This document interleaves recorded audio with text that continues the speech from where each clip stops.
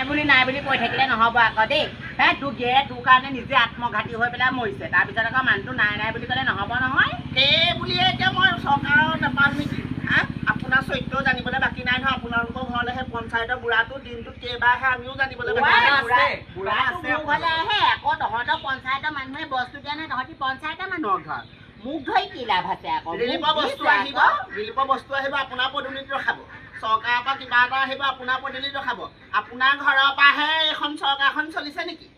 এইবোৰ চৰকাৰ মানুহক কওক আকৌ মোক কৈ লাভ নাই নহয় চৰকাৰৰ পৰা সুবিধা আহিছে মই লৈছোঁ তহঁতি যে মোক বকিবলৈ আহিছ তহঁতৰ বাপেৰৰ ঘৰৰ পৰা দিয়াহি নাই নহয় মোক বস্তু মোক চৰকাৰ ঘৰৰ পৰাহে বস্তু সেইকাৰণে কৈছোঁ বাপেকৰ ঘৰৰ পৰা নিদিয়াৰ কাৰণে আপোনাৰ ওচৰলৈ আহিবলগীয়া হৈছে